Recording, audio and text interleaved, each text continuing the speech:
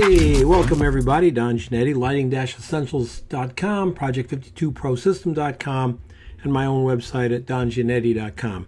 Yeah, I got a lot of websites. Thank God for WordPress, huh? This is a series of videos I'm doing on photographers that influenced me. It is not a comprehensive list of the great photographers in the world. It's not. There are a lot of really great and talented photographers in the world, but most of them didn't influence me. Most of them were people that I admired for various reasons, but I got no influence from them.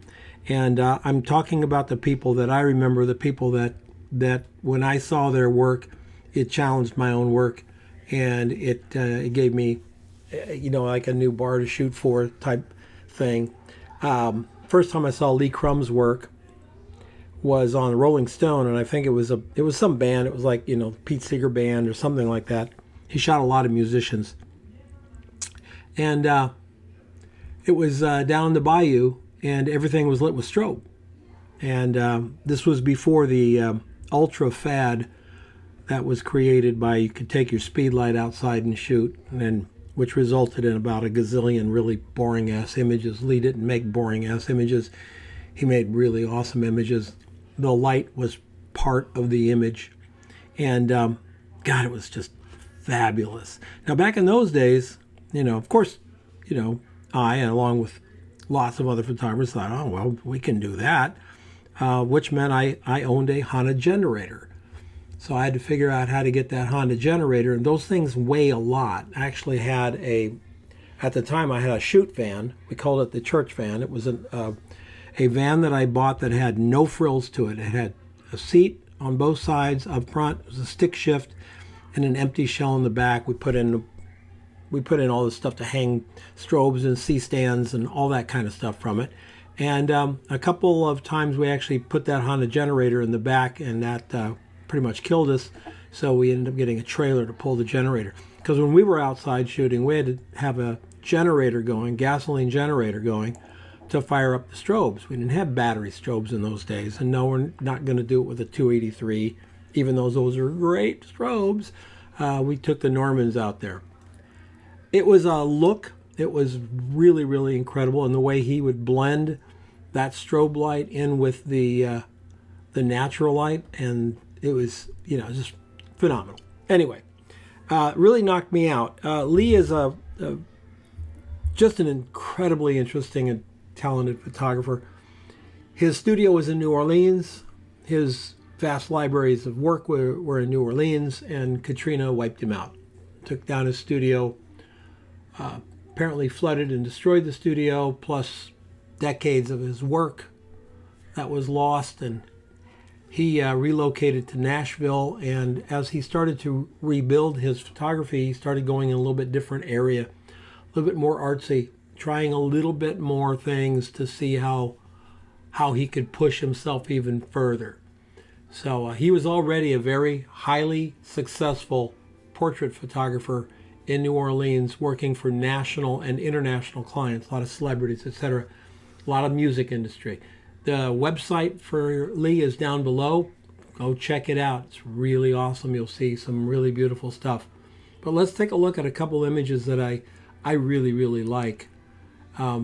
This is kind of a thing that he's doing. I mean, it's very artistic. It's very artsy. It's very emotional. Both the subject and the image. I love the little flare coming around the image, the sharpness up front, the drop off of sharpness as we get around the back of it here, the shoulders. It's just, what do you say about a shot like this? I mean, you do look at it and say, you know what? I'd like to do something like that someday. I'd like to do a shot that punchy someday, that appropriate, that powerful. Lee Crum is a master at the powerful portrait. Let's take a look at another one here. Black and white. Don't you just love the way the light presents on the face and just sort of falls down here? We can see a little highlight in the eye that looks like a softbox, maybe a window, skylight, who knows. Just a lovely, lovely shot. Texture, both in the subject's face and in the hair and in the material. It's just really cool. He photographed Anthony Hopkins.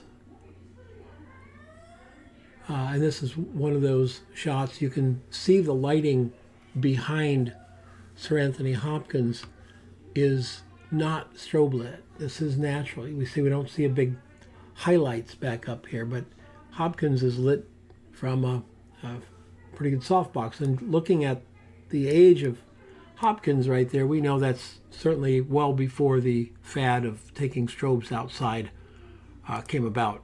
It's an awesome shot. Period piece, probably for a magazine ad or PR for a movie or something coming up that they were going to show. But look at the composition. Look at what's around him. And then the two vertical things that happen here, and frame him so beautifully right in here. Just framed perfectly. So we've got a frame inside a frame. And his very simple, dark black monochrome wardrobe against the flowers, which are all random. It's just really, really cool. Really, really, really cool. As I said, he photographed a lot of musicians. I don't know who this musician is, but look at this shot. Jeez. God, that's incredible. Got the shoes sitting over here. Look at the light on the guitar.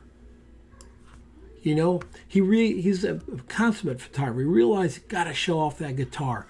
We have this very dark shadows, the dark skin all the way through here. We get the light on the face here, and then he popped that guitar.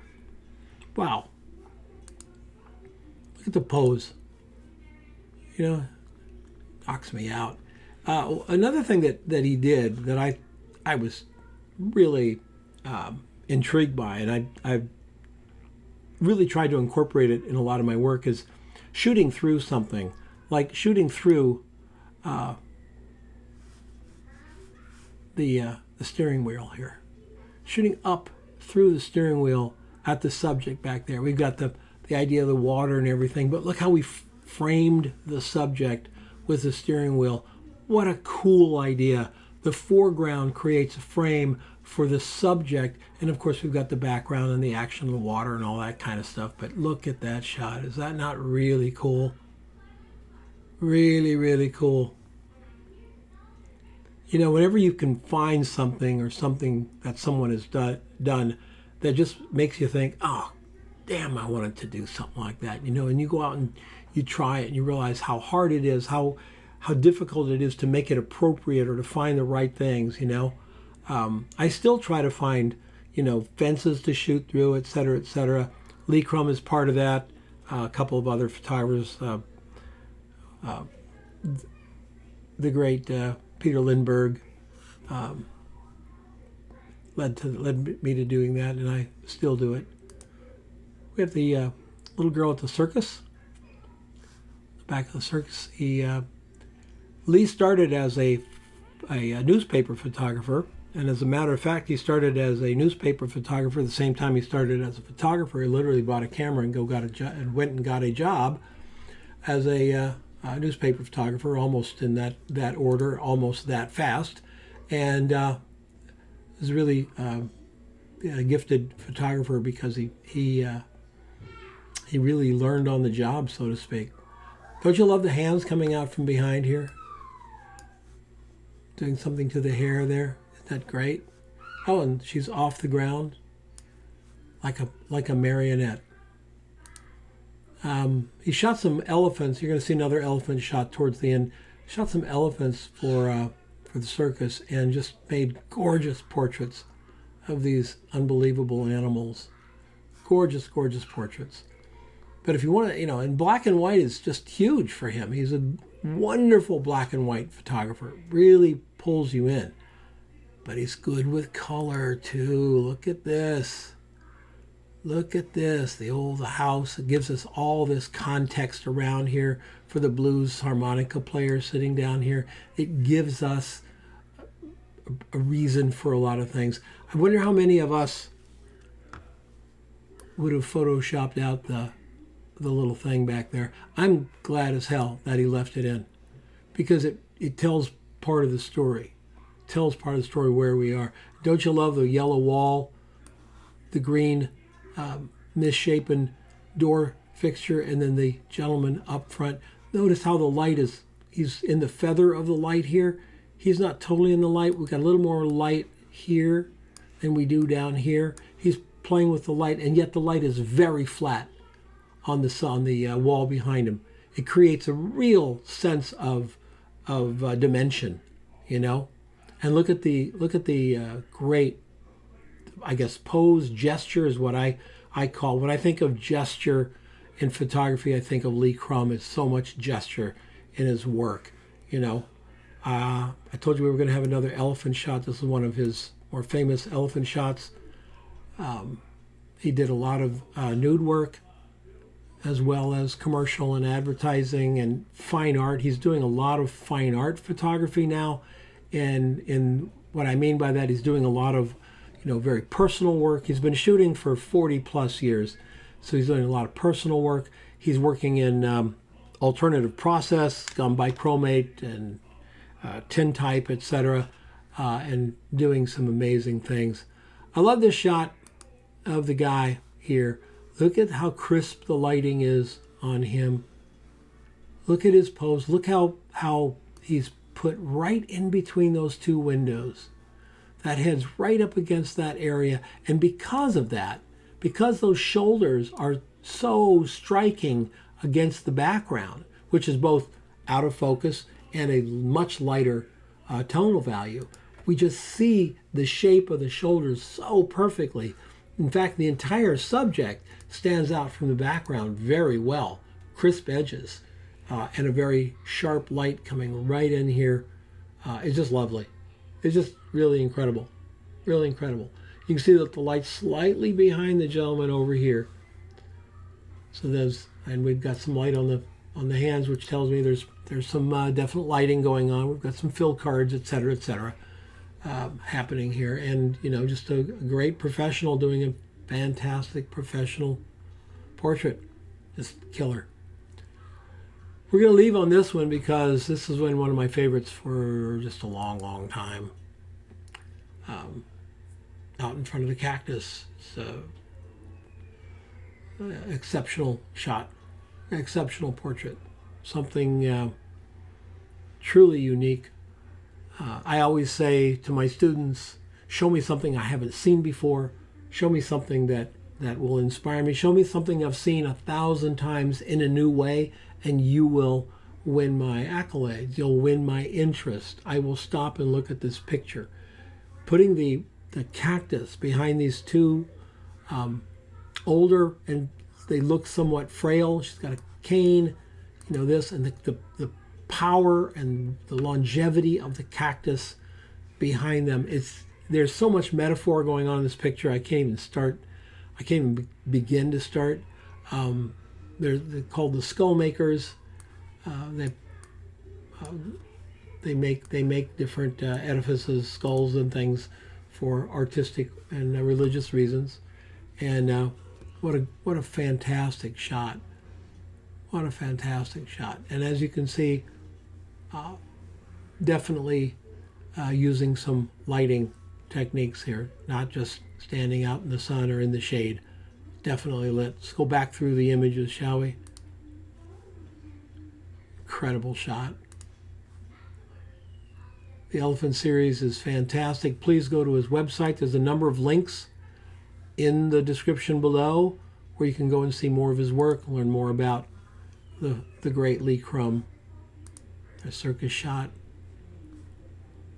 Foreground frame. Awesome musician shot. Anthony Hopkins in the flowers. God, don't you just love that portrait? Oh, geez, I love it. And of course, this incredible portrait of the older gentleman kind of screwing up his face here. And I give it as something that we just don't get a chance to see very often. I'm doing this for fun. I hope that you like what I'm doing. I hope that you are finding photographers that you may not have known before. If you like it, just hit the like button, and we will be forever grateful.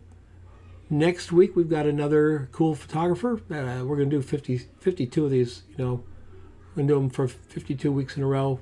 And I look forward to having you visit me on that one as well. Everybody have a great rest of your day. Have a great week. Have a great year. And we'll see you next time.